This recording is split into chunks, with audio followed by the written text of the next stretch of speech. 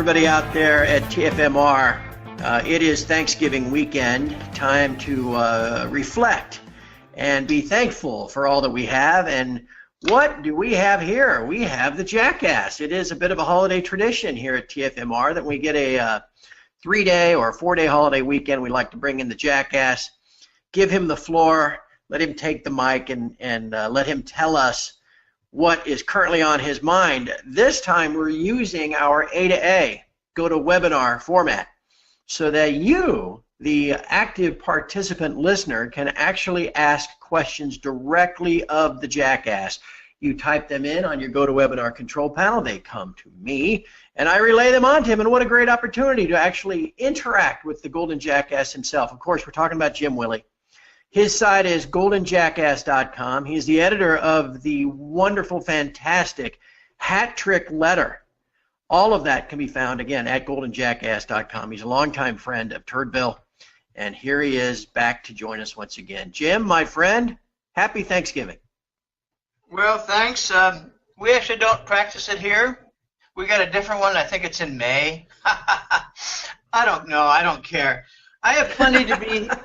I have plenty to be thankful for, Craig, to be sure. But, you know, as the country slides into the... It's hard to describe what it's sliding into. It's sliding into an oblivion. It's sliding into an abyss.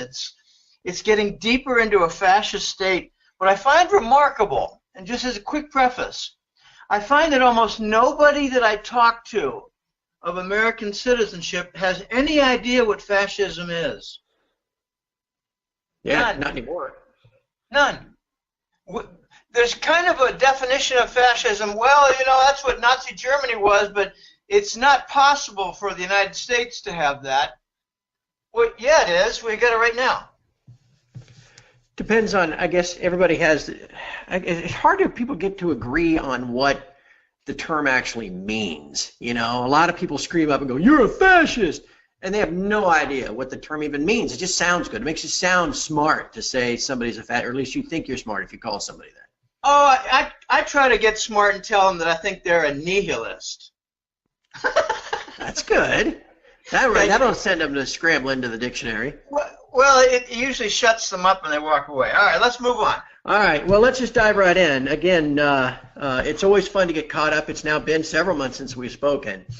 And I thought, Jim, you know, what I usually do on these formats is I get to ask the questions first, but there are going to be so many questions for you that I don't want to take too much time doing that. And so I do think, though, I have one topic I'd like you to address, and it seems to be really the most important topic at present. Events in the Middle East are moving very quickly, whether they're politically, geopolitically, in terms of possible war, between maybe Lebanon, Hezbollah, Israel, Syria, all that stuff is moving that direction. We got the events of Saudi Arabia and Yemen, and I mean, I could just go on and on describing how effed up that whole situation is.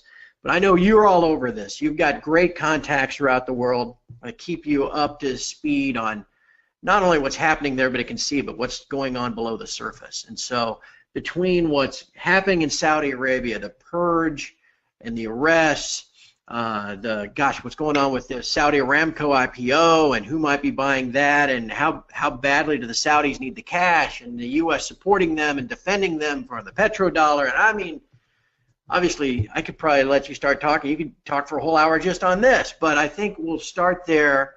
Give us your current thoughts on that whole situation, then we'll start getting into the listener questions. It's such an enormous topic. You're right. An hour would not be enough.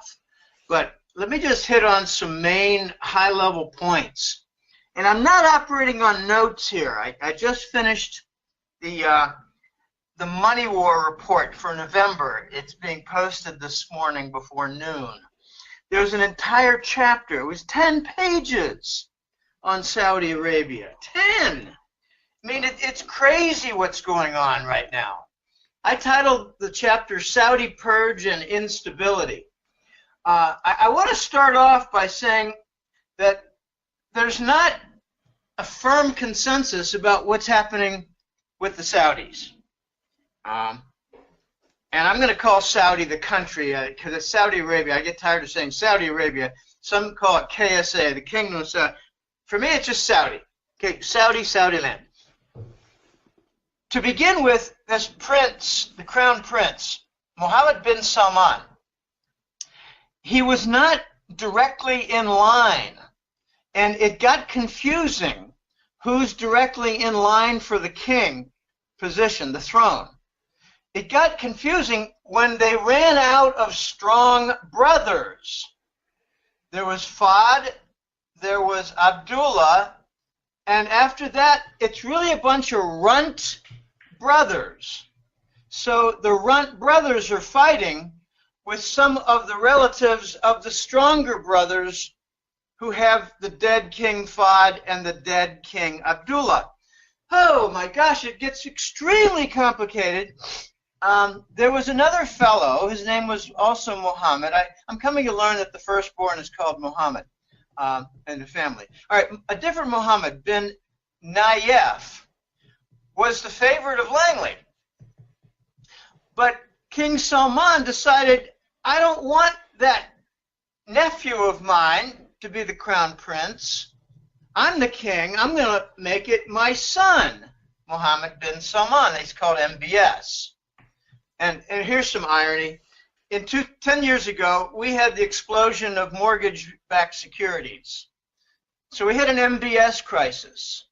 You can see where I'm going with this. Right now, we have a passage of power and the throne in Saudi. It's MBS again. Oh my gosh. MBS pushed aside the Langley favorite, the CIA favorite for the Crown Prince post. It was Mohammed bin Nayef, MBN. Okay, Langley's upset. Now, part of these purges, oh gosh, I like the word purge much better than I like arrest for corruption, because how do you define corruption? Is it corrupt for a royal family to do nothing all their lives and to siphon off a few billion a year? I think it is. I mean, what's the crime? It's not corruption. I think the crime is laziness and sloth. Parasite. Okay.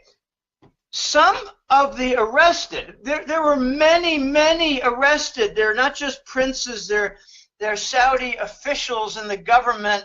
They're business leaders who are, doing questionable deeds. It's very pervasive what the arrests included. And my take on it is that those arrested and detained come from a few categories. Rival family, owner of broadcast media, owner of other critical companies involved with trade and investment, opponents to his foreign policy, military leaders who object to the war in Yemen, and here's the zinger, some narcotics connections like Prince Bandar with Langley and the Bush family. Okay, here's the best possible interpretation. I got this from The Voice, and The Voice is a man with many opinions, but he also has this opinion. He said, Jim, it is possible that MBS Crown Prince is not just cleaning house, not just stopping corruption, but he's trying to end the lazy connections to the royal family from, say, the sixth brother, and a family that really doesn't amount to much, doesn't have a whole lot of connections or influence or intellectual horsepower or whatever. But he's also cutting perhaps the narco connections to Saudi Arabia that he does not like. And The Voice said, Jim, you may not be aware, but 15, 20 years ago, Prince Salman, who's now King Salman, in his previous position, was governor of Jeddah. And he was known as being a very thorough policeman, if you will. What he did was he cleaned things up. He got rid of corruption. He didn't really care if somebody was a distant royal or whatever, he arrested them, he confiscated property, he confiscated wealth if they were guilty of crime. Okay, so he has a history of being tough, like a tough district attorney, if you will, in the city of Jeddah. Okay, well now his son has a vision. His son does not like the Wahhabi Islam element in the upper levels of the Saudi royal family. So he's trying to bring about a more secular combination, alliance with the Sunni moderate Islam. And I think it's going to be tough. Now let's try to get the connection with Prince Al-Walid. You know, I'm a very irreverent guy. For the longest time, I call him Prince Dickweed. Sorry about that. Yeah, me too. I didn't even realize. I was calling him Prince Allah Dickweed too.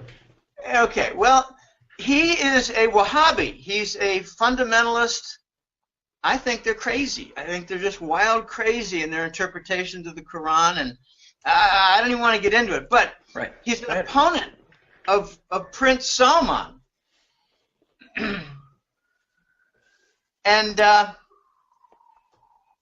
they don't get along. And the whole Vegas incident might have been an attempt to kill the prince, Prince Salman. He was at the Four Seasons Hotel, which is at the top of the Mandalay. And that gets very, very ugly. I didn't really, at the same time, Prince Salman was at the Four Seasons? Yes. I had no idea. That's crazy. There was a lot of shooting, and the reports, at least from the U.S. Army surgeon from Walter Reed Hospital, who went to the hospitals, he reported there was a lot of fake blood, but he was silenced, not killed. He was just told, shut up. There were not very many broken windows because there were blank bullets fired. There may have been some deaths. To be sure, there were some deaths, and it's all pretty horrible. And it gets very complicated. There was a helicopter spotted on the roof, and it was not the police. It was not the press. It was the getaway.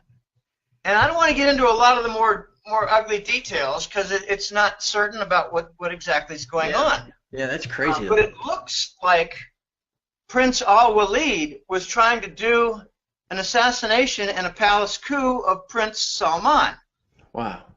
Yeah. That's a new one. I haven't heard that one. I have no idea. That's wild to think that.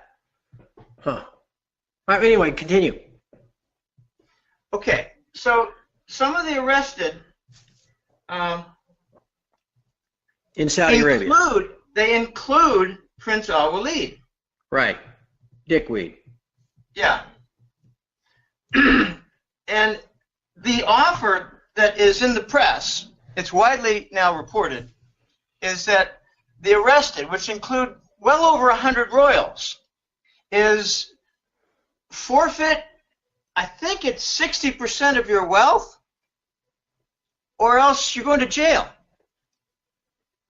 So the purge and the arrests are also a financing campaign. This is pretty weird. I've never heard of anything like this in my entire life. You have some businessmen who are also arrested. You have some military generals who are arrested.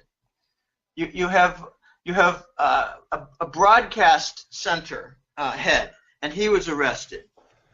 Apparently, Prince Mansour Mukrin is the highest ranking in a group of 11 deaths in a helicopter crash. Yeah, right.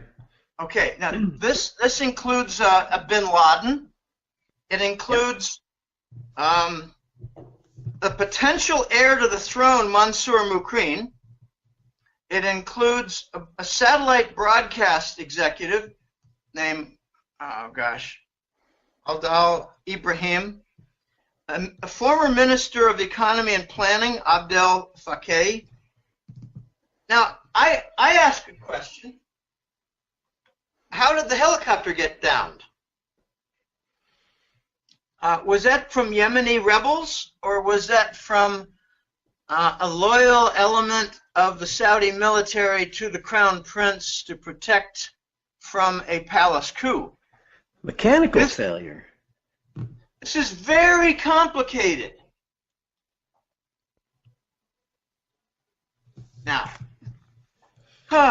okay, apart from the coup, apart from the arrests, there is going to be some new funding to the Saudi treasury. And I asked the question, is that to pay for the bills, or is it to continue the war in Yemen? You're talking about the Saudi Aramco? No. There's money coming in from the arrests and the purges, what I've just talked about. I got you. I haven't even gotten to Aramco. Right.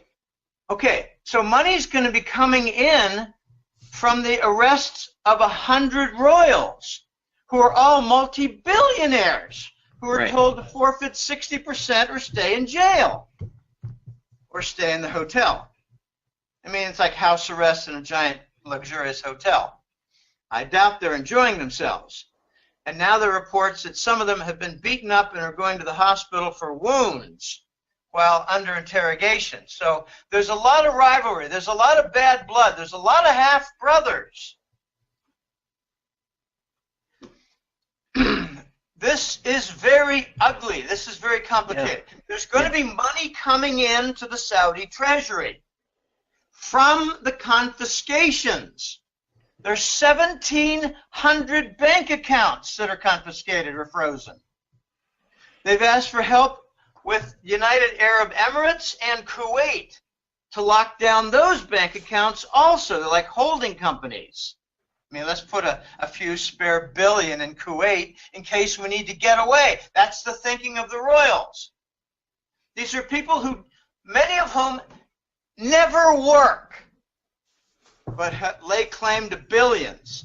So I think Prince MBS is removing the connections from parasites and opponents.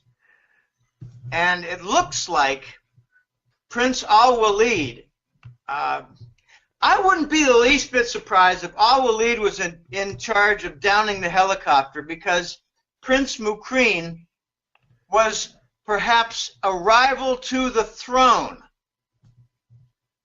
Oh my goodness. Right.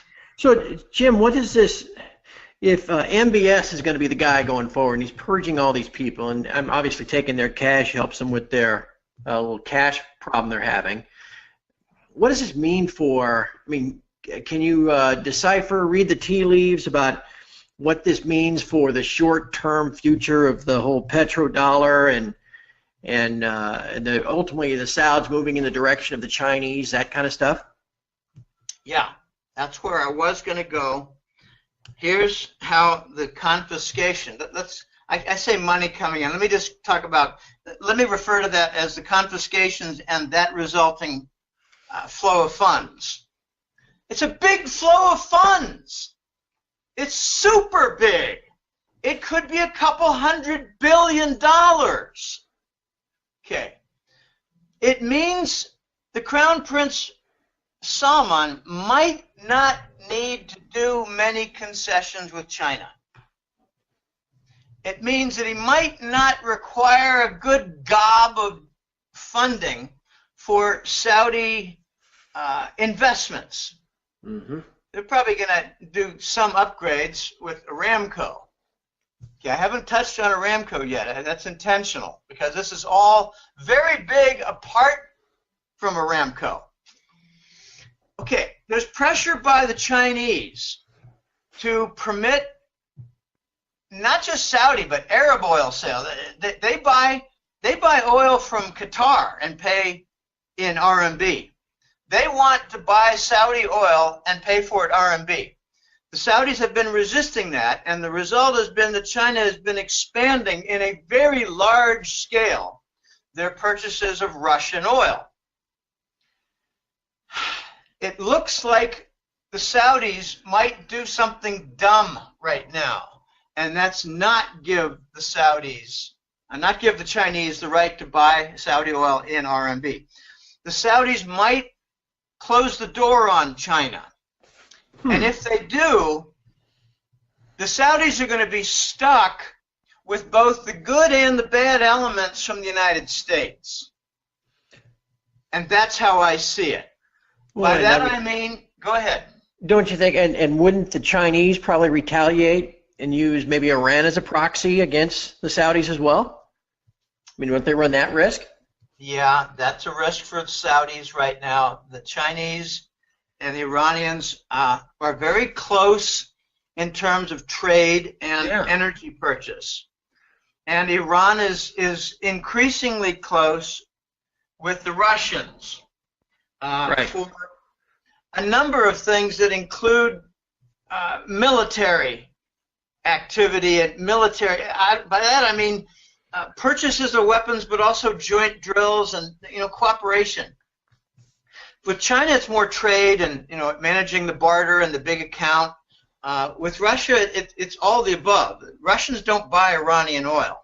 Right. Russians have their own oil and gas, but Russians engage in trade, construction projects, but not too many, missile sales and other, uranium refinement equipment, stuff like that for the Iranians. All right, let's get back to the Saudis. If they shut the door on China and piss them off, Saudi's going to be stuck dealing with the both good and bad elements of the United States.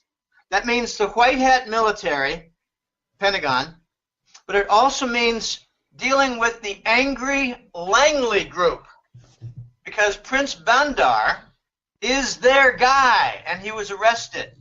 Mm-hmm. And they're going to probably try to confiscate a lot of his wealth. They're probably going to try to confiscate and arrest a couple of other key figures. It's not just Bandar Bush, that's his nickname, Bandar Bush, Prince Bandar. What was his role in the past years? Well, I'll tell you. He was paid to come up with a list of patsies. It was his list of the 10 or 11 young Cessna pilots who were blamed for 9/11. It was from Bandar Bush on a contract, a sweet multi-billion-dollar contract, to get that all prepared to set up the patsies. Okay, that's something that, for instance, Max Kaiser is not very aware of, and he needs to be more aware of, the patsies. Bandar Bush, Prince Bandar, was charged with that, was, given that commission.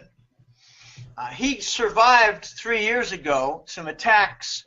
I think they were not in Saudi Arabia, but he was hospitalized in Saudi Arabia. And amazingly, Craig, I had a client who was not living in Saudi at the time. He was living in the American hemisphere, let's leave it at that. And he was the IT head for the hospital in Jeddah, where they were hiding Prince Bandar, who was almost killed by some bombs. And he talked to some nurses and found out, yeah, that's Prince Bandar. And he tried to get as much information as he could, and he was amazed how little he could get except just to see the steady flow of helicopters coming in to visit Prince Bandar. And I'm sure some of them were the narco managers. So I think Bandar Bush has a group of 6, 7, 8, 10 narco managers. I'm really curious to know, were they arrested too? Because if Prince Salman makes an enemy a second time with Langley by confiscating and really running through the mill the entire narco connection in Saudi Arabia, which is significant in connection to the Bushes, he's going to earn Langley vengeance, and that usually means a funeral. This is getting very, very ugly. Prince Salman needs to be careful. He pushed aside the Langley favorite as crown prince from another half-brother family. It gets messy because when they're kings, they like to have women, and they don't, how should I say, use protection. So they end up having lots of kids with lots of women. And the men are all half-brothers, and then they lay claim to the throne. It's a battle of 60 to 70 half-brothers. It gets incredibly complicated. Like it then biblical. becomes primogeniture. Who's the oldest brother? Yeah. Okay, the oldest son. Fine, we take him. All right, now when he's dead, we take the next oldest brother. And when he's dead, we'll take the next older brother. And when we run out of significant brothers, we're going to have a battle. I call them the runts. There might be two, and you know what I mean. There's a brother who's just a ne'er-do-well. A brother who just has no idea what's going on, who's maybe out in the desert at the strip clubs or on his yacht all the time getting drunk. He's not fit to be king. That's what I call a runt brother. So he's ruled out. And when he's ruled out, you start talking about the sons of the powerful ex-kings. That's what's going on right now.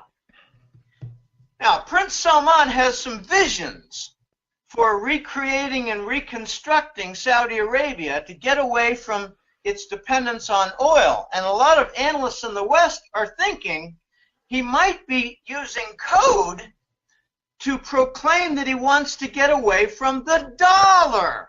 Mm-hmm. And if he does that, he's going to earn the same kind of anger that was heaped upon Saddam Hussein. And Muammar Gaddafi. Yeah, and Gaddafi. Gaddafi, he not only wanted to sell oil outside the dollar, he wanted to create a gold dinar for North Africa and all their production of oil. And he didn't get very far. I still wonder if Gaddafi is alive, escaped all that, and allowed the stories of his double being killed and disemboweled. I don't know. It's hard to know. There were reports of Gaddafi running around in Zimbabwe 2 years ago, but who knows? Maybe it was somebody just pretending to be Gaddafi. I don't know. The point is, Prince Salman has a vision. They call it Vision 2030. He wants to expand and create a city, a new city in Saudi Arabia. This is some of his. I think this is a little bit of a break from reality for the prince. I mean, the crown prince, Salman. He wants the new city to be 15 times larger or greater than New York City. Okay, well, my calculus says that's 150 to 200 million people. Really, Prince? Where are you going to get the money? From confiscated royal accounts, confiscated narco accounts, confiscated business executive accounts? Because it ain't going to come from crude oil income. Oh, I don't know how he's going to do this. Yeah. And furthermore, if you're a European or a North American businessman and you're watching the confiscations and arrests, are you going to want to invest a few billion in Saudi Arabia? Yeah. No. Yeah. Okay, so let's move on to Aramco. Shall we? Yes, and Jim, we've probably got about 5 more minutes before got to start getting into the questions if we're going to keep on our timeline. Okay. So, Aramco. Let me be brief. Aramco is a fraud. Saudi Arabia is engaged in the Yemen war because they're depleting their oil reserves. Yemen is on the same Arabian Peninsula to their south. It's loaded with oil and gas. A few stories accidentally find their way into the Western press about the ample oil and gas deposits in Yemen. The truth of the matter regarding Saudi is that they have depleted their oil reserves to a great extent, and they lie about. They actually say they have 260 billion barrels of oil left. If they have 20% of that, I would be amazed.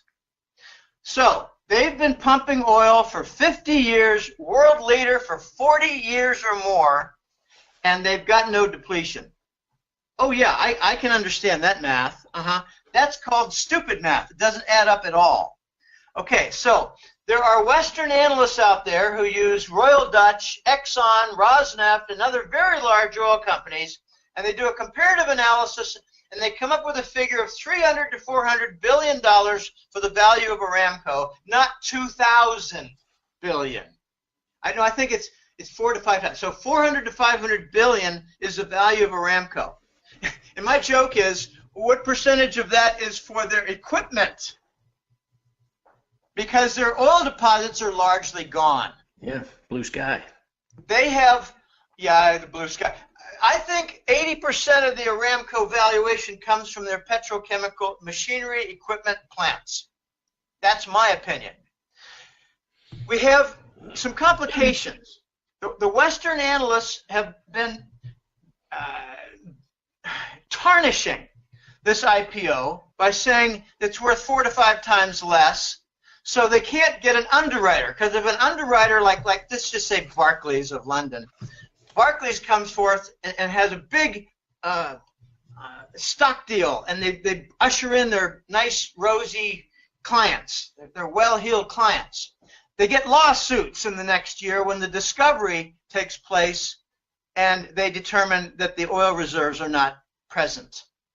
I think there is a problem right now, preliminary to the IPO, of actual discovery for potential clients and their brokerage houses. So London and New York have been ruled out. Hong Kong is in. I think we're likely to see the Chinese buy a stake, and they claim it's 5% stake of Aramco when it's really going to be 25, because they're going to lie to the public and admit to China that their entire valuation is 5 times less. So 5% becomes 25%. Trump is doing something, trying to kiss the prince's hind parts and hope for a New York City listing of the Aramco stock.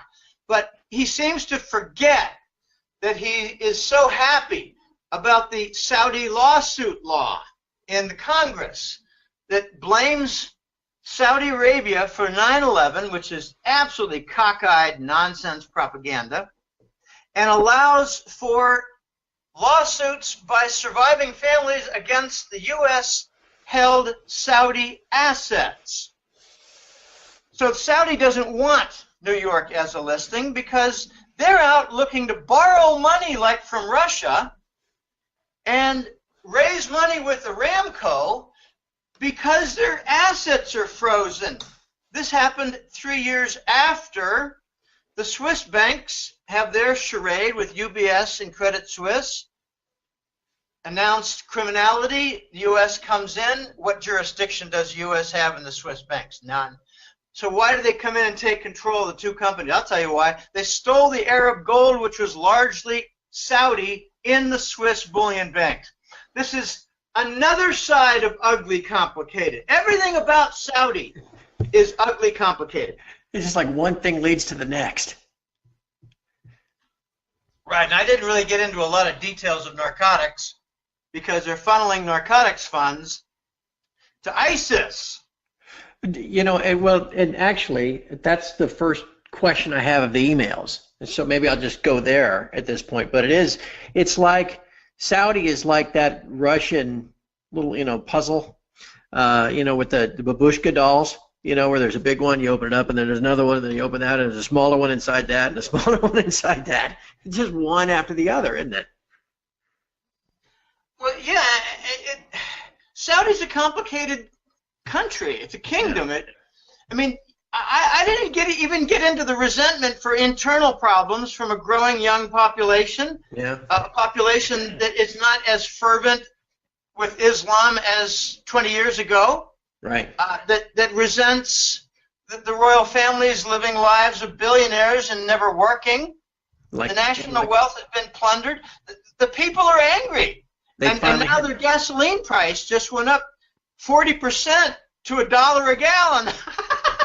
Well, and to that end, Jim, look at they finally had to yield on letting women drive. Oh, yeah, I'd like to see some women in bikinis on their beach. There you go. Yeah, there you go. Here, let me, at this point, because you mentioned ISIS. And this is another multifaceted, deep question, but I've got 4 questions emailed to me. I got 6 or 7 in queue, and we've got what, half hour, 40 minutes tops. So let me go into this, Jim, and we'll just see where all this takes us again, because I don't know I mean, all I can do is relay to you these questions, and I'll let you just run with it.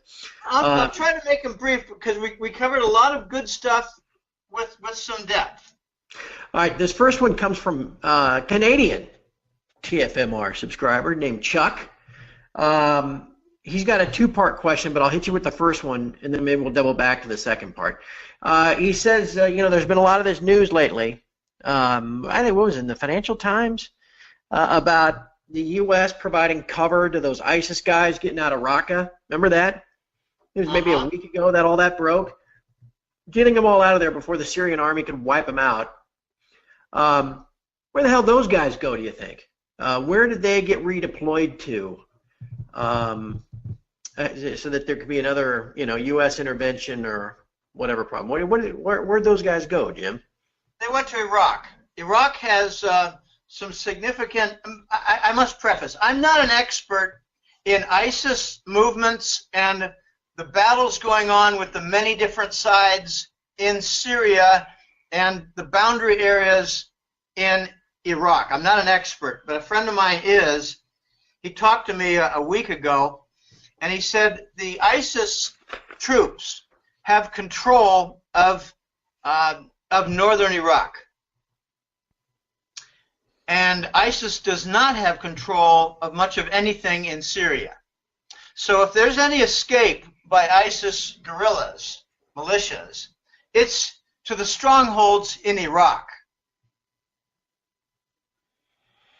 So that's well, anyway. All right, so what are they going to stage there? What happens next to those guys, regardless of their, let's call it their genealogy? How they, how ISIS came about and all that kind of stuff. I think what's going to happen next is the United States gets out of Iraq so they don't have a second round to a war there. Okay. ISIS is very likely to team up with elements that are not friendly to the United States. Right. U.S. has very few friends in that region. There are about 3 or 4 different factions, and I'm not sure any of them are friendly with the United States except for some old loyals in Baghdad, Iraq, and the ISIS guerrillas. I think all the rest hate the United States and would kill them in a moment's notice. Yeah. Okay. All right. Next. This is not an area of expertise for me. That's fine. All right. How about this one? This comes from Australia. This comes from Ronnie. I'll just read this to you. It's a number of sentences. In my mind, the U.S. has already in reality declared war on China and Russia. We see the North Korea ramp up, the movement of U.S. troops into Somalia to neutralize the Chinese base in Djibouti, the continued assault on Russia directly with sanctions and indirectly. The question is, when do the East respond? We all understand that a financial assault will convert the U.S. fleet into a massive floating scrap metal. We saw that with the USSR. The East will have the financial means to retaliate. Jim, why are they not doing this, and when might that change? Russia and China don't want World War III. Why should they retaliate on a military front? Well, I think he's talking about retaliating financially. They are. China's been dumping tremendous amounts of treasury bonds and doing more so from their sovereign wealth funds than from their official accounts. The war is the U.S. versus Russia. I call it the Rothschild War. I mean, as soon as the Rothschilds were kicked out of the banking system in Moscow, Ukraine happened. Yet the nitwits in the United States haven't figured that out yet. Okay, we're at war with Russia. We're moving missiles to the Russian border to prevent their expansion when the United States is the only one with any visible expansion. So we're blaming Russia for what we're doing. We're expanding NATO to include Eastern Europe, former Soviet bloc countries. That's the expansion, but we're blaming Russia for expansion. It's cockeyed. It's insane. It's lunatic. Right. Okay, we're not at war with China. I disagree with that questioner. We're provoking a a troublesome trade partner in the China Sea and the Straits. And I didn't want to talk about North Korea. That's just crazy, and I got some opinions that are a little bit wild, and I don't want to talk about North Korea. North Korea is something that the United States uses to try to provoke China. It just doesn't work. Right. China will not allow itself to be provoked. Instead, it will respond by launching more vehicles of a non-dollar nature heading down the path toward the gold standard. That's the Chinese response. China is still an active trade partner with the United States, still doing $20 billion in trade surplus with the United States per month. So anyone who claims we're at war with China is just dead wrong. You don't have a big trade partner with China and be at war with them. We do block certain isolated products. For instance, right now, China is very content in buying more grains and say vegetables from Russia. One of the big secret stories out there right now is that Russia is a magnificent exporter of agricultural goods. They're turning lots of arable steppes land into farmland. I mean, it's entire communities with just agriculture that don't have cities too close nearby. Mm-hmm. Okay. We're not at war with China. We are at war with Russia, and Germany is coming into the picture as saying, we're sick of your whole conflict with Russia. We're going to expand trade again with Russia. Okay, that's the zinger in Europe. Well, then let me use that as a segue to the first listener question that comes from Chris, because you mentioned China ultimately in reinforcing some type of gold standard or some monetary standard, financial stability, whatever. Dr. Chris refers to that as the Great Reset. Seems like that's been around the corner for a couple of years now. How close do you think we are to that eventuality? Okay, I think we're in the reset. So if you're waiting for the reset, you've missed elements of the early parts of the reset. The announcement of the cross-border interbank payment system, the CIPS, that's part of the reset. That competes with the SWIFT program and makes countries that join the Eurasian Trade Zone untouchable to SWIFT sanctions. That's a reset. The Asian Infrastructure Investment Bank, that is a giant fund that Great Britain joined and angered the Obama administration. Okay, that whole fund, pardon me, the activity for that fund is part of the reset for redirecting construction funds away from the dollar. That's part of paradigm shift and reset. The One Belt, One Road is a giant table. It's like a conference room of deals being struck. They're all done in non-dollar payment system, probably with the CIPS. Construction firms from the West coming into that. Look for Germany to play a big part. I think One Belt, One Road, and all of its huge progress is part of the reset. So obviously the questioner hasn't missed that, but he's not defining that to be part of the reset. I think a lot of Westerners are expecting the reset to be like a 7-day-long solar eclipse. Yeah. I mean, it reminds me of the story of a guy who was caught in a flood, and he prayed and prayed and prayed for help from God, and a helicopter came by, and the guy said, "No, I'm waiting for God." And when he died and went to heaven, he said, "Well, where were you?" And he said, "God said, I sent you the helicopter." Okay? So, the reset is in front of your nose. It has some preliminary elements like on-ramps to a highway. The on-ramps are the AIIB, the One Belt, One Road, and the CIPS competitor to SWIFT. We're going to see more. Okay, when the Chinese came out with their gold oil contract, immediately observers reasoned, well, gee, if they have if they have a yuan, an RMB oil contract, that could be combined because they already got a RMB gold contract. Put the three together, and you got oil producers can take payment in RMB and convert to gold. That's the beauty of the rolled out vehicles by the Chinese. Okay, that is the reset in spades. Right. Okay, now we have the Chinese gold oil contract announced, but it has not rolled out yet. It has not been initiated. It hasn't begun its volume trading. When it was announced, I believe it was September or late August, the voice said to me, Jim, this is the first of several rollouts. They're all going to be non-dollar. They're all going to be powerful elements to the reset. And they've all been stress tested already.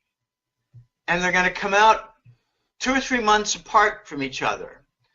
I said, well, that sounds like an 18-month process. He said, well, it'll be at least a year.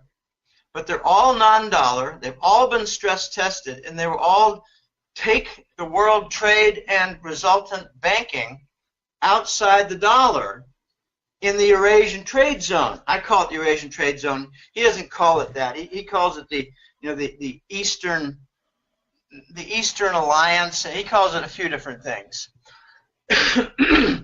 Okay, so the bigger pieces, the more important pieces to the reset are going to come real soon. We've had one, but I really think that we've had two. The cross-border, some people call it the Chinese Interbank Payment System, CIPS. It's really cross-border. In other words, international. So the CIPS to compete with SWIFT, that's a big piece to the reset. Yeah. Very big. I mean, you also have the Russians with Sberbank putting up an office in Beijing to collect gold. So the Russians are selling energy, primarily oil, and converting some of it to gold. But the Russians don't need to pile a lot of gold. They've already got 25,000 tons.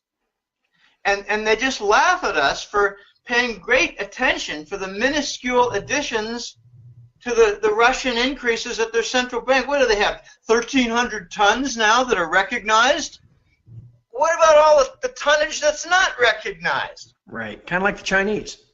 Well, the Chinese actually have sovereign wealth funds. They have the SAFE and I think it's a CIC, and there's a third one, a sovereign wealth fund, much smaller. But add up the Chinese, they got $1.5 trillion in their sovereign wealth funds. You think any of that is in gold? And that's not counted in the official central bank gold tally. Right. So the Russian Kremlin vaults are not counted either in the Russian central bank official gold tally. The official gold tally is a point of amusement, but it's a point of great interest in the West. Right. Because they're knuckleheads. All right, let's move on. You can probably get more. Move on to the next question. There was a stuff over the weekend. I saw a few people post links to this on my site over the weekend, that there was a Marine Expeditionary Unit that landed outside of the CIA headquarters in Langley, and that they flew in there to military take over the CIA to keep them from enacting a coup. I don't know what to make of all that. Do you heard anything about that? Well, I've heard the story too. I'm waiting for some confirmation. I haven't heard too much in the way of confirmation, only that 3 or 4 different alternative news sources are saying pretty much the same thing. It sounds like something on the order of 400 troops from a group of large helicopters. You know, let me just ask some questions rather than attempt to shed light on it, which I cannot do ably. Let me ask some questions. Was it to stop a Langley coup? Because Langley has been pretty much in control of the puppet strings for Papa Bush, Clinton, Baby Bush, and Obama.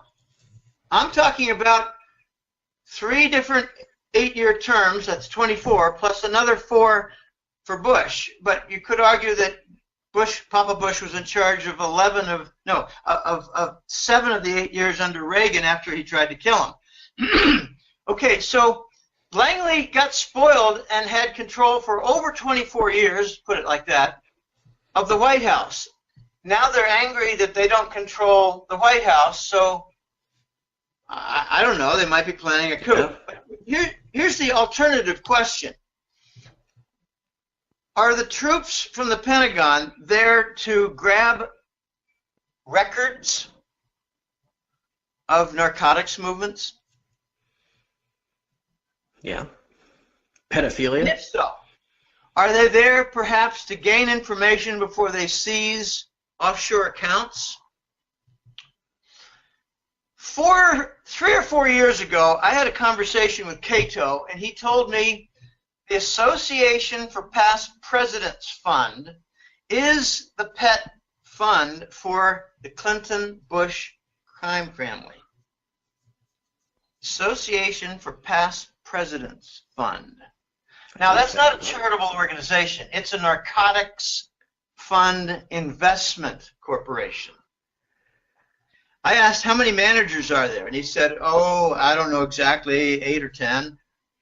I said, what's it worth? At least $1 trillion. He said, this is 2013. He said, 5 trillion. I said, well, that sounds about right, because here we are, 2013. We've had 11, 12 years of war in Afghanistan, and the ramp up quickly to near 1,000 tons of heroin a year by 2006 or 7. So we've had 6 or 7 years of $1 trillion a year in Afghan heroin production at the distribution level.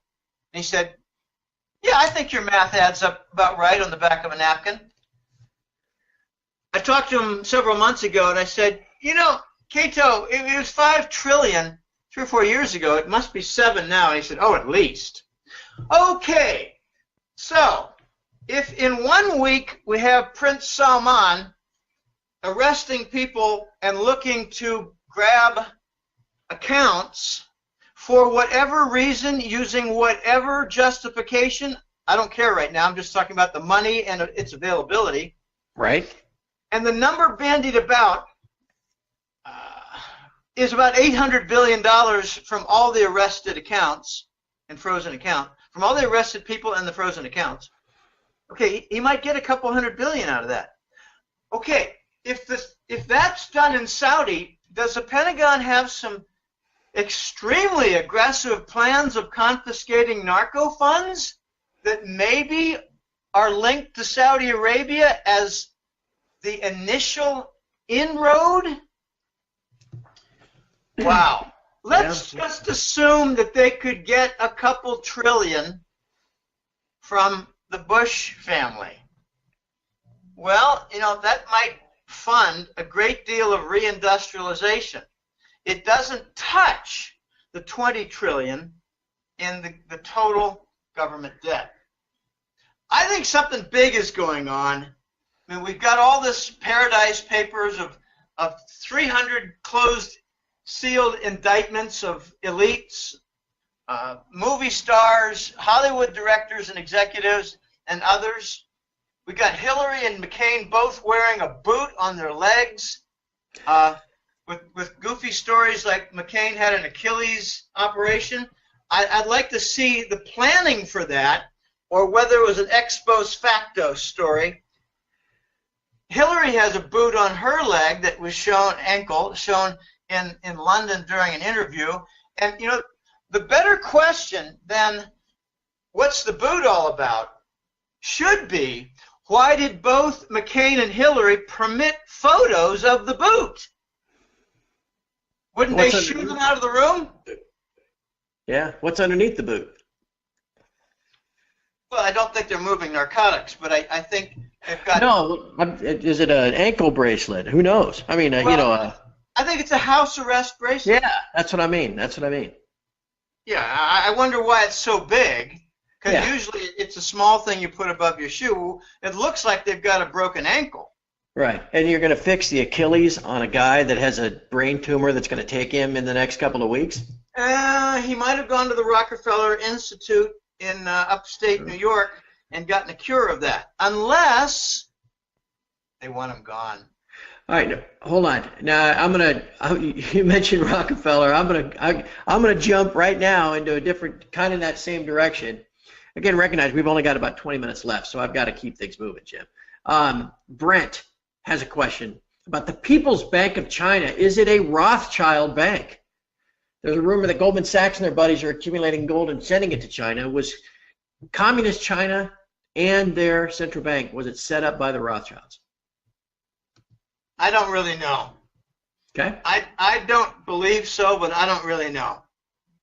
Whenever questions in my colleague group of jackass colleagues present a question to the Voice, who knows Hong Kong very well, and from his Hong Kong big clients, he knows a good deal about China. Whenever we ask him, do the Rothschilds control the big banks and Central Bank of China, he kind of insults us in return for asking such a stupid question. Fair enough. All right, let me double back to the Saudi Aramco question. Sure. And this has to do with that, Trump, like you said, is out there, was openly campaigning to get them to list that thing on the New York Stock Exchange. But you made a great point. Why would they do that with the bill that was signed, whatever it was, a year or two ago, allowing seizure of Saudi assets and being able to sue them, and the families of 9/11 being able to sue them for what took place that day? So why does Trump desperately want that to happen, it seems so badly? Is it just the prestige of it, because he's all about, self-promotion, everything else? Look at this, the biggest IPO ever, and it's done here in New York. Or is there more to it than that? There's always more to it than that.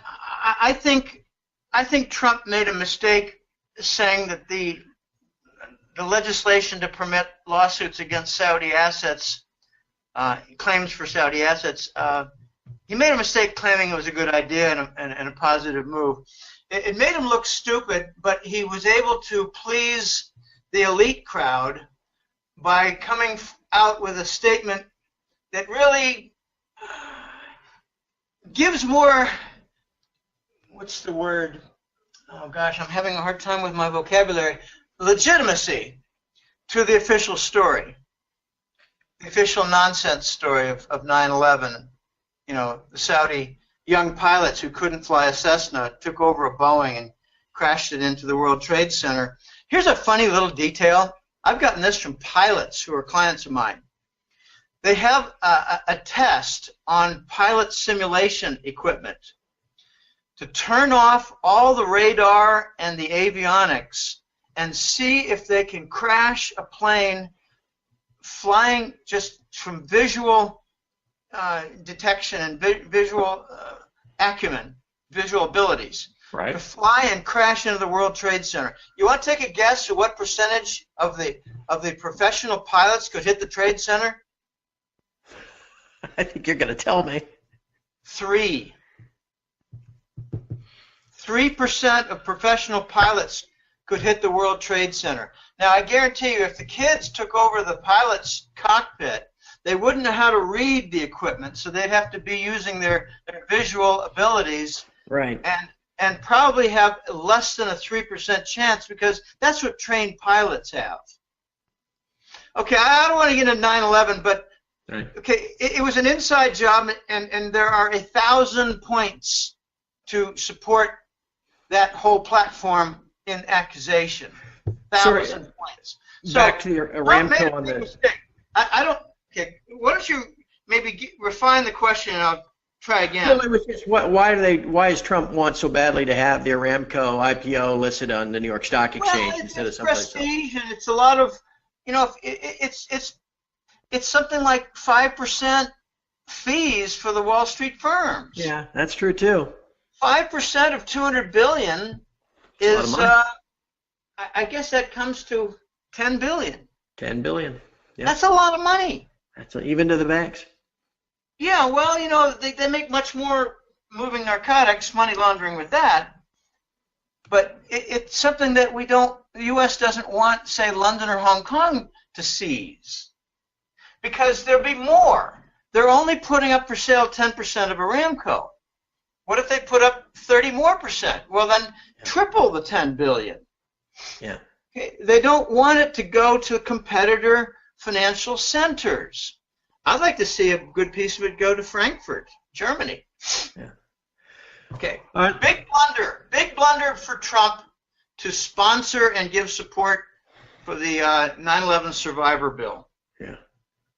All right. Let me ask you this question. This comes from Ed, who says, you know, he keeps hearing this Egon von Greyer's guy talk about Swiss banks refusing to give up allocated gold. You show up there, you want your gold, they won't give it to you.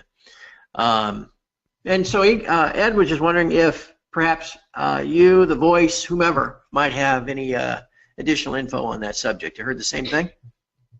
Well, yeah, this is not new. I had a friend in 2010 who had a big account of something on the order of $17 million at ZKB, Zurich Cantonal Bank. Okay, ZKB. It's often known as ZKB more than anything else. A canton is like a district, a county, a state. Switzerland's not a huge country, so its little areas are called cantons with a K. So ZKB was this fellow's, let's just call him Mark. Okay, Mark had 17 million bucks in ZKB, and he wanted to transfer the gold to gold money. And he was told, yeah, no problem, until he tried to do it. They told him, no, well, you can't do that. We would prefer to give you cash. This was 2010. So he got very angry because when you convert to cash and then you again seek to replace your gold account elsewhere, you pay a 3% fee.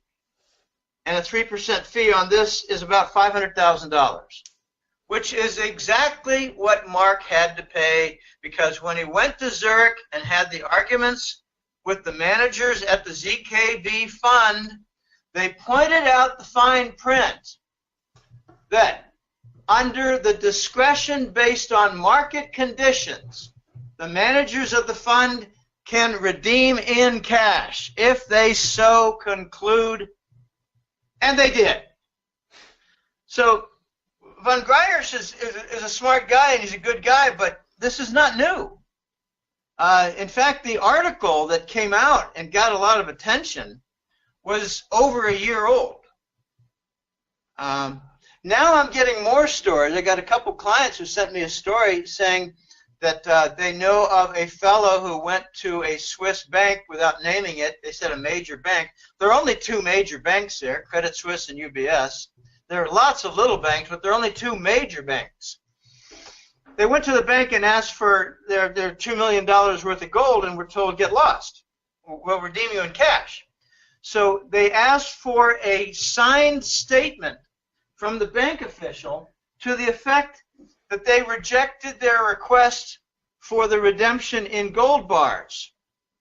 They came back with a couple of policemen and attorneys with a lawsuit prepared and criminal violations prepared, and were given the gold in less than 24 hours. So you could take either side to this. There are plenty of Swiss funds that have the fine print saying you can't take out anything except cash.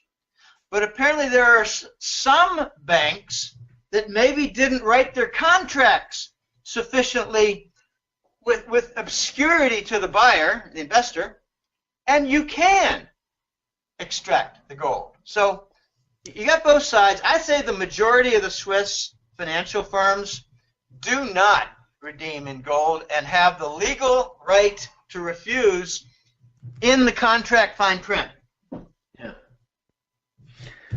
All right, Jim, I've got 3 questions left. We'll burn through these pretty quickly, so then we'll begin to wrap up. One, this is a follow-up from, I think, our first question. Chuck, the Canadian, who says, given the current state of the world, economy, politics in general, what is Jim's personal approach to investing in asset allocation mix? Physical metal, cryptos, bonds, cash, Canadian marijuana stocks, perhaps, for the long term. What's my allocation? Yeah, or what's your personal approach? Yeah. Okay, I've got to admit that I'm not a big expert in crypto. I'm learning rapidly and learning a lot of fine points about crypto and the various functional tokens. I know there are people here. You told us about Ant shares one of the times we spoke, maybe back on Memorial Day or 4th of July.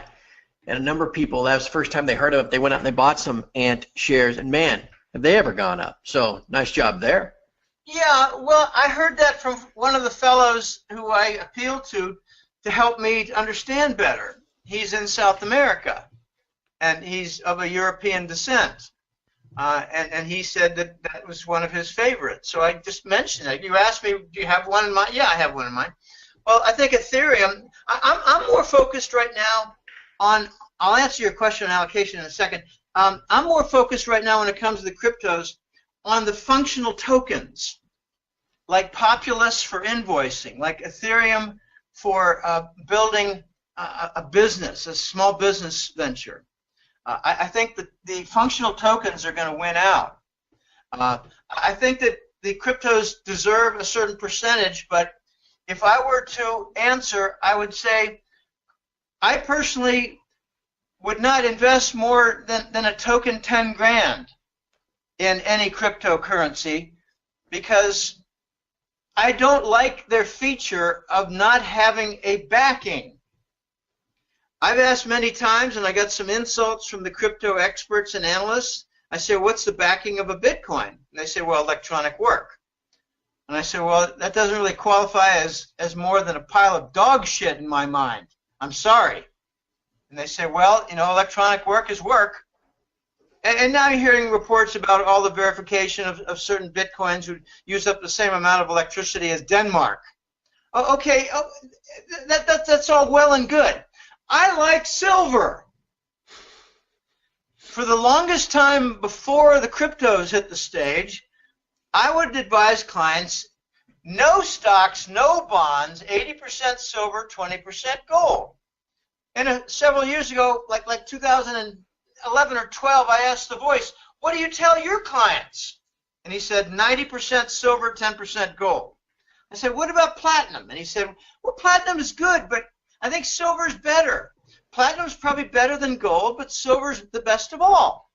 Now The Voice is telling me silver is going to be the center for various technological characteristics it has. I don't understand it all, but I'm trying to learn. Silver is going to be at the center of new energy systems for the next generation. And he expects silver to just, you know, blow your mind and the price rise that it takes. I said, is this before or after COMEX gets shut down? And we laugh. Okay, COMEX controls the price, but they don't move any metal. Okay, and we laugh. Okay, but they still control the price. If I were to start fresh and have a whole batch of money and be smarter about Bitcoin and the related cryptos, I would say probably 70% silver, 20% gold, 10% cryptos. And, you know, really almost nothing of the rest. I don't think diamonds are going to be a competitor to silver for a very strange reason. I think some of the, they're not fake, but some of the industrial production for making diamonds, they're coming to the fore. I think Russia has announced that they've got some diamond fabrication. And you don't own any Tesla?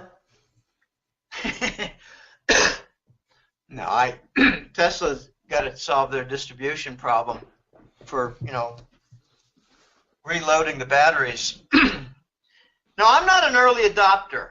I did buy a cell phone, a Motorola, back in 1996 or so, 97. I bought a cell phone, and, you know, a big, heavy, clunky thing. I don't have a big, powerful smartphone right now. I get criticism from a couple of gals who I spend time with. They say, Jill, why don't you get a nice Galaxy like mine? I say, well, I bought your Galaxy, and I don't want to buy another. Besides, I'm happy with mine, and I don't want it still works. And it still works. I don't want WhatsApp, and I don't want to send pictures, and I don't want to read my email. I want a simple text message and cell phone, and I got one for $150 or less, and that's fine. All right. Here's the last question I have for you, and this is one of the emailed questions, and I just thought I'd save it for last. This comes from Bill, who just simply wants to know which country would be a better choice to move to, Costa Rica or Panama? Oh, wow. Yeah, that's a good one. I'd say Panama, and I don't like to criticize my home country. I've got roots here. I've got my own priorities here. It's a tough question to answer in an official adult manner. I'll give you some indications. The rent and condos and homes are much more expensive in Panama. I mean, like 30, 50, 70% more expensive. The traffic problems in Panama City are twice as horrendous as San Jose, and we got some problems here. They're just horrendous in Panama. The price of clothing, shoes, just various products like cell phones, not so much portable computers, but small-time, cheaper electronic goods, products. They're all cheaper. They're half price in Panama. So rents are much higher, property is much higher, everything else is cheaper, and you've got less crime. That's Panama. But you also got an influx of 150,000 Venezuelans. They don't have space for them all. Yeah. And in order to keep things in order, they have a rule. Well, you can only stay here from Venezuela if you got a $5,000 corporate bank account. So there's a rush to create new companies, which is good for the $1,000 a year fee for the government. It's good for the lawyers who collect their own fee of a few $100 per year. And then it's good for the banks that have $5,000 put in there from every Venezuelano. And they've got a lot of Colombians who move in. And, a funny little fact of life is that when Teddy Roosevelt bought the Canal Zone, what country did he buy it from? Colombia. Panama was a state in the country of Colombia. Now Panama is a city in the country of Panama. They say Panama, right. República de Panama. They say Panama, Republic of Panama. That's how they, like New York, city of the state of New York. I mean, okay, Panama is a city and a state. Now it's a country. Panama has some financial advantages of, let's just call it roughly $8 billion a year from the canal passage fees. Doesn't sound like a lot. Well, how about if you multiply it by 100? Because their population is a little over 3 million, and ours in the U.S. is 300. So, would the United States finances look better if they had rent coming in from canal passage of $800 billion a year? Yes, it would. And that is the per capita argument I make for why Panama is doing so well. China is making inroads there. They're establishing free trade zones. They're buying up various things, and I think they finance the expansion of the canal to accommodate oil tankers. That's right, yeah. They've also got a Type 3 gold depository set up under German standards because a lot of Swiss clients, not Swiss people, Swiss clients didn't trust their gold with the Swiss corrupt bankers, and now they've got their gold in Panama City. Interesting. Yeah, very interesting. I like Panama. I've been there many times. I've probably been there over a dozen times. Every time I've gone there, one of the first impressions I have is, I'm sweating my ass off. It's very humid there. The second impression I have after an evening passes is, my gosh, if it's not for the Colombian gals there, these girls are dogs. And that could be important too.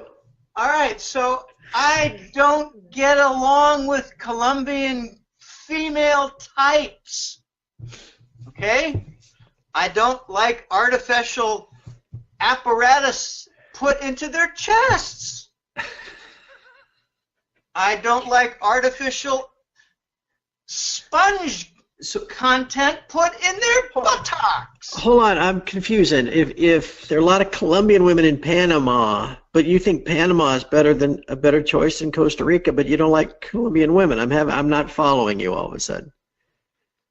One reason I don't like Panama is I don't like their ladies, okay? Okay, fair enough. All right. And I don't like the only pretty ones there, which are Colombian. And now the Venezuelans, I'm hearing, are starting to act like Colombians. Oy. Right. I'm talking about arrogant, pushy, self-interested, difficult, ornery, demanding. That's Colombian women. I don't want to have anything to do with them. I haven't for many, many years.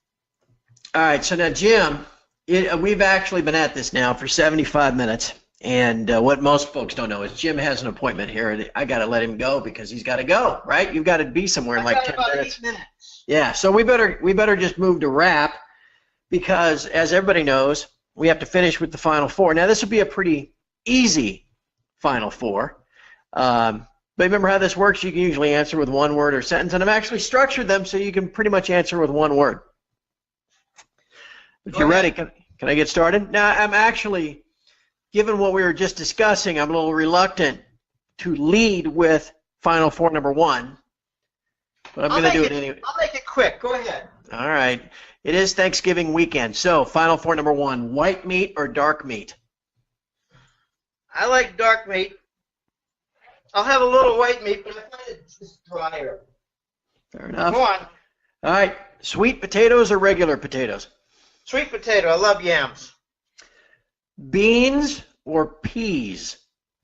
I like them both, half and half. And finally, pecan pie or pumpkin pie? A little bit of each, but I love cherry pie and I like apple pie. I like most pies. But they got a lot of lemon meringue pie here, and I go for it once in a while. Nobody has lemon meringue pie on Thanksgiving, for God's sake. I don't, not on Thanksgiving, but I do on a regular basis. So, you know, it's a pie favorite of mine. All right, fair enough. All right, Jim, as we wrap then, again, your work can be found at goldenjackass.com. We're talking about the hat trick letter. It's 2 reports. Please tell everybody how it works, how they can find you, how they get a subscription, et cetera, et cetera.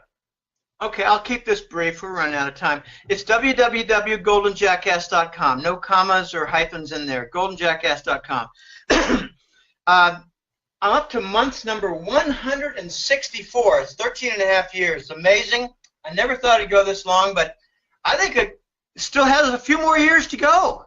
We're not resolving anything. So there's plenty to write about. It's just a gigantic clusterfuck, if I'm not wrong. We're going to obstruct gold as long as we can, and gold will win coming from the eastern flank. Okay, on the website, there's a free page called main5.html, and that contains links to past interviews and some public articles. I just had a public article on Saudi Arabia pointing out in outline form, 8 or 9, 10 different areas and details from those areas, and it's a very messy situation. They've created a giant mess, and they're not going to be able to fix this. Okay, but after you bounce around for a while, I suggest people sign up for the hat trick letter. We're getting to the point now where some magnificent forecasts, some very grand forecasts that I've been making for years are coming to pass. Like, I think the foundation for the gold trade note is this Shanghai gold oil contract, combining with the other RMB type contracts there. So we got that, and now we're starting to see Germany break from the US EU. They just had a decision by an attorney in the EU Commission who said that the Americans cannot block the Nord Stream progress by the Germans, either the construction or the financial firms. So the Germans won, the Americans and the EU lost. The Germans are going to have tighter relations with Russia. That was one of my forecasts. But there's another forecast I have that's kind of simple, the collapse of the Saudi kingdom. And I think we're starting to see some giant cracks, and whether they can patch the cracks and buy more time by confiscating huge amounts of money, I don't know. But I think Aramco is going to come to the fore and embarrass the hell out of them when it becomes clearer that they've depleted their oil reserves and they get accused of attacking Yemen, their neighbor, to replenish their oil. Okay, so I talk about the Yemen factor a good deal because it's draining the Saudi finances. All right, so there's some very big forecasts still pending, and I'm very curious to see what the next rollout is going to be regarding the reset of the non-dollar vehicles, as the voice calls them. You could call them platforms, vehicles. They're devices, and from which are built a new standard that I think is going to lead directly to the gold standard. And I've been saying this for a long time, Craig. It's going to start with trade payments, probably with oil, the non-dollar, and then the gold. You know, that's why the Saudi sale of oil in RMB terms to China is so important. It'll start in trade, then move to banking, because you won't need to have treasury bonds so much in such high volume if you don't need it to buy oil or settle other contracts like shipments of containers, shipment of grain, whatever. And the last thing where the gold standard will become evident will be in the currencies. And they don't really need to be in the currencies if you've got the trade mechanisms in gold. But the banks are going to want to convert their treasury bonds, their euro bonds, their Japanese government bonds, and their UK gilts, which are bonds. They're going to want to convert them into gold bullion because we've had a good 50 years, 70 years, 60, 70 years of debt-based assets serving as foundations to the banking system, and that is the big problem right now. We don't have a hard asset foundation to the global banking system, and it's the Rothschilds' fault and the Western central bank franchise system's fault for carrying this out. Debt is usually considered a liability, but yet in this current system it's carried as an asset, which right there shows you, I mean, something's upside down, right? Yes.